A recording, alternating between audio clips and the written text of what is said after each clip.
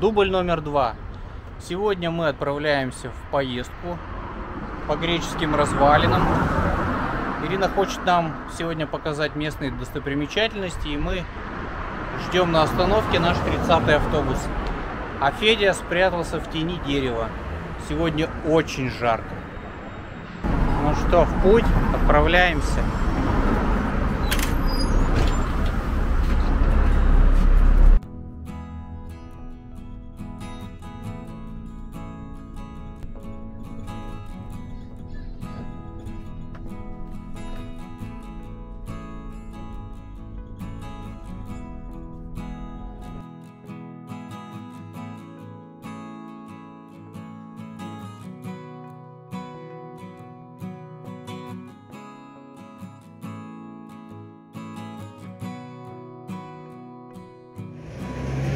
Все, мы вышли.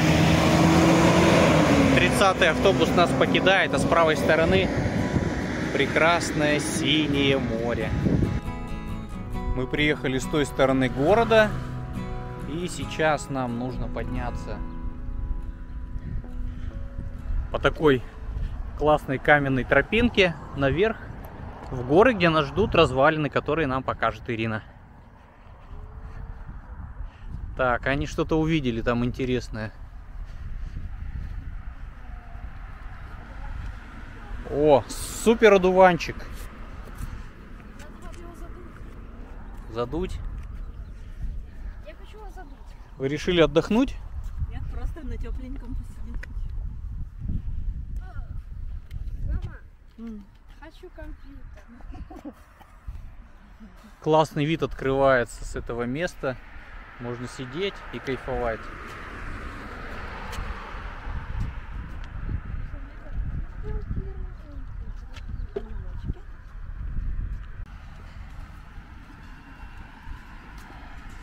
Наша тропинка поворачивает налево и вверх. А ребята идут вниз. А вот это те самые развалины, да, Ирин?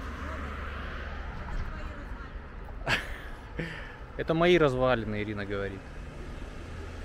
Это какие-то остатки древнего города. А впереди виднеется холм, на котором классные особняки с прекрасным видом на море. Покажи, где... А, это вот эта курочка.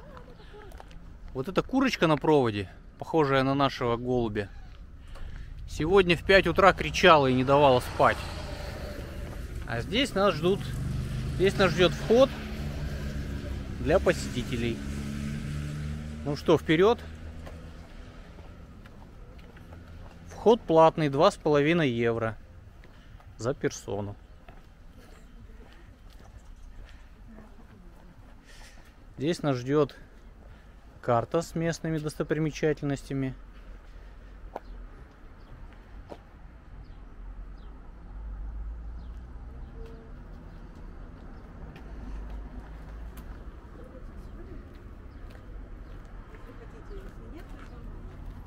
Нет, Зай, мы идем дальше.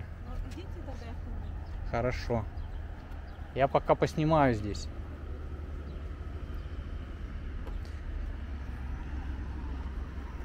Так, они все ходят и ищут гекконов или тарантулов. Я так и не понял, кого они там видели.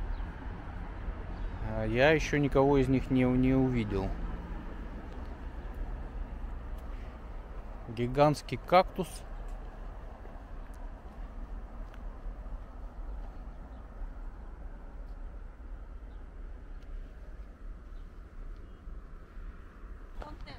Это место археологических раскопок Аматус, которое находится к востоку от Лимассола. Сюда можно добраться на 30-м автобусе. Остановка находится рядом со входом в это место. Аматус расположен на холме. Он служил естественной крепостью и обсерваторией. Здесь был построен храм, ставший местом поклонения богине Афродите.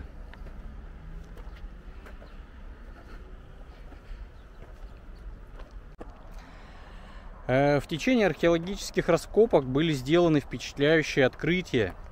Здесь были обнаружены древние бассейны, вазы и различные другие кухонные принадлежности. используемые древними жителями. А на вершине холма были найдены две гигантские вазы, украшавшие вход храма Афродиты в Акрополе. Отсюда открывается прекрасный вид. Скорее всего, это была какая-то площадь, возможно. Сейчас я вам кого-то покажу. Где он? А, так это обычный Да, ящерица. но там-то был большой. Вот так снизу хорошо. На вершине холма были найдены две гигантские вазы, украшавшие вход храма Афродиты в Акрополе. И они датируются VI веком до нашей эры. Их высота почти 2 метра и вес 14 тонн. Они использовались для сбраживания вина. Сейчас мы их увидеть не сможем, скорее всего. Либо мы до них еще просто не дошли. Одна из ваз была украдена французским архитектором, когда османские захватчики Кипра дали ему разрешение увезти ее в свою страну. А теперь ваза стоит в Лувре в Париже.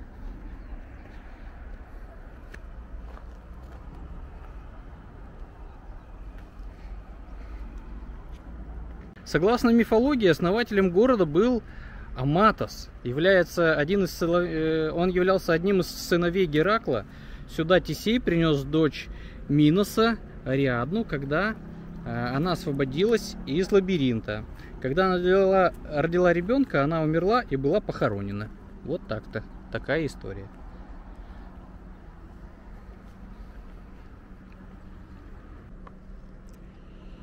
Здесь какой-то зеленый бассейн. Возможно, это было какое-то хранилище для воды. Акведук, похоже, идет вот вдоль стены, если вы видите. И трубы прямо к тем столбам, куда сейчас направляется Ирина с Федей. Археологические раскопки были начаты в 1980 году кипрскими и французскими археологами и продолжаются по сей день. Их открытия включают Акрополь, храм Афродиты, рынок, городские стены и многие другие вещи.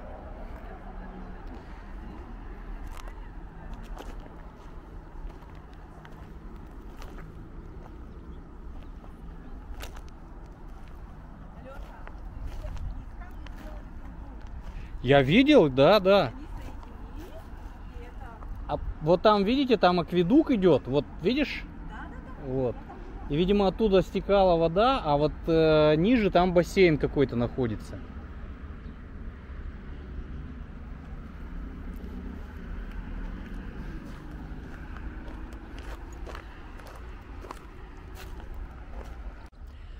Вероятно, дождевая вода, стекая с гор, заполняла местные резервуары с водой. Здесь с правой стороны можно увидеть цепь каналов, похожих на лабиринт. Возможно, они являлись какими-то направляющими для воды и заканчиваются резервуаром как раз у стен бывшего строения. Здесь также можно видеть глиняные трубы и вырезанные в камне отверстия, что, скорее всего, тоже являлось направляющими для потока воды.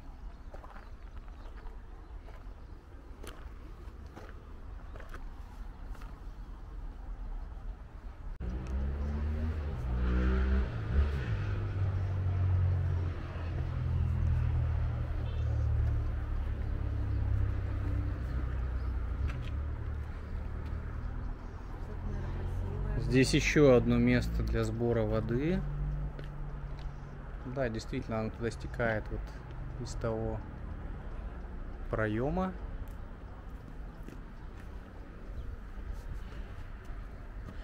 Вероятно, разрушения древнего города были вызваны многократными землетрясениями, которые были на этой территории. Но сохранилось то, что сохранилось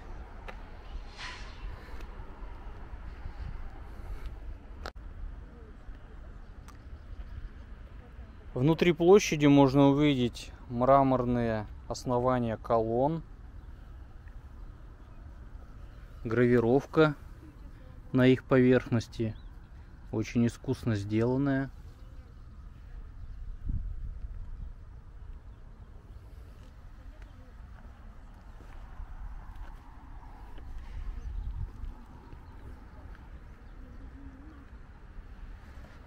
На куске камня вырезан орнамент.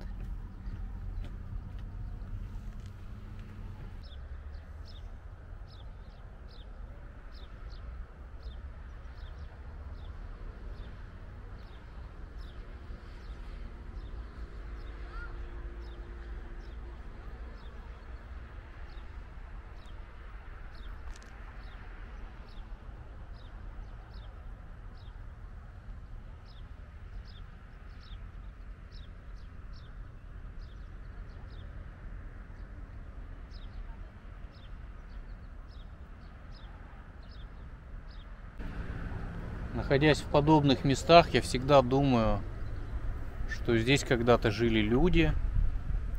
Они жили совсем другой жизнью, нежели сейчас. У них были свои заботы, дети, семьи. И так хочется перенестись в то время и посмотреть, как здесь кипела жизнь. Здесь я вижу еще одни солнечные часы.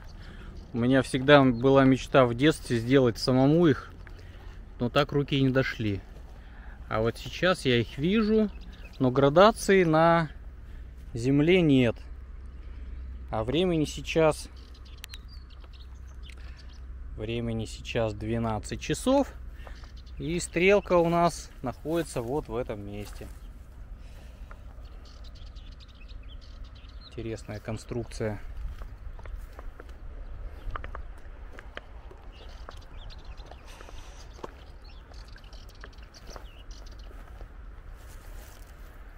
Тень будет двигаться в мою сторону по часовой стрелке. Внизу города мы обнаружили вот такую постройку округлой формы. И по окружности расположены вот такие конические углубления в земле. И у нас завязался спор, что же это может быть. Возможно, это поилка для кошек, либо это еда для домашних животных, либо скота. Возможно, это туалет или общественная баня. Если у вас есть какие-то предположения, оставьте, пожалуйста, свой комментарий с ним.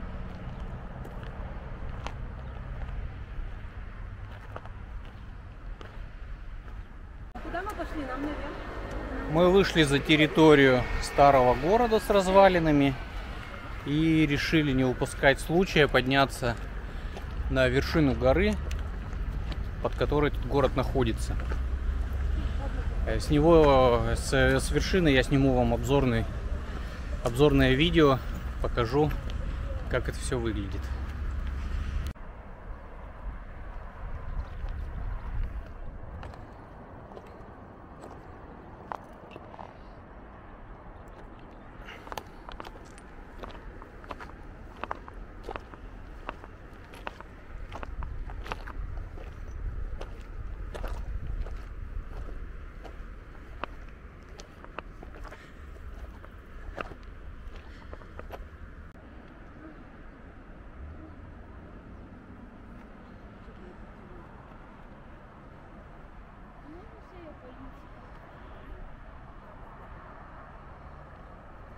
Ты будешь выпивать? Нет, спасибо. Примерно на середине пути вверх в гору здесь есть еще одно место со старинными развалинами, остатками старого города. Вероятно, это были стены жилища или что-то еще, либо это была крепость.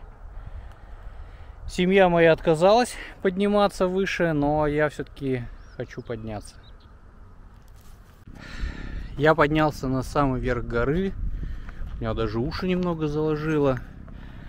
И здесь я вижу огромный сосуд. Возможно, это и есть ваза, про которую я вам говорил.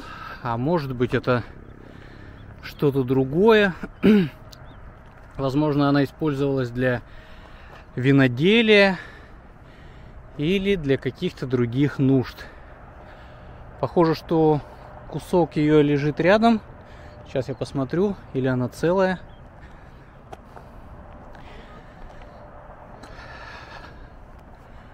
Это самая вершина горы с древним городом. Отсюда можно увидеть абсолютно все, что нас окружает. Потрясающий вид.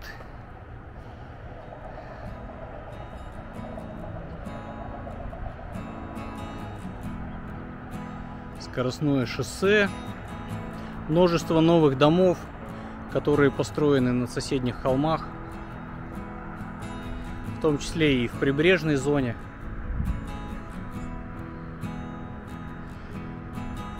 Дорога за холмы ведет в соседний город Ларнака, куда мы с Федей приземлились на самолете.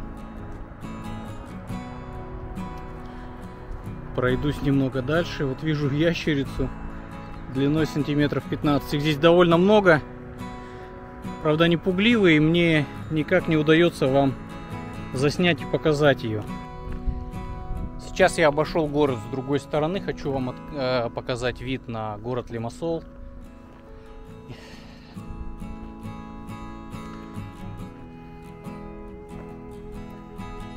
Все зеленое, начало марта. Скоро будет засушливое лето, и все это высохнет. Вся зелень превратится в желтые выжженные поля.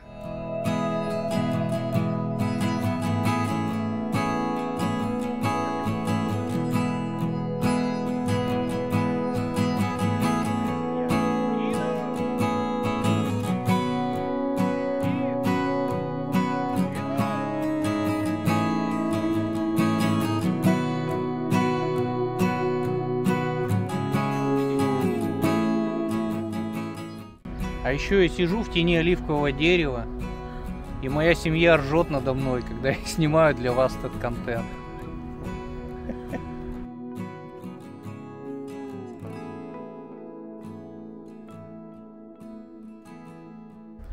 Дорогие мои подписчики, мне от вас ничего не надо. Ни денег, ни донатов. Я делаю это безвозмездно, то есть даром. Надо.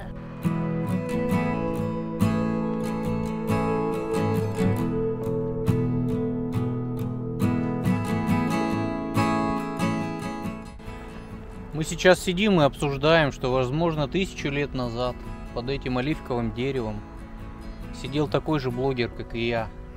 У него был папирус на веточке, и он записывал туда все свои идеи и наблюдения, а потом с гонцами отправлял по всему свету для вас.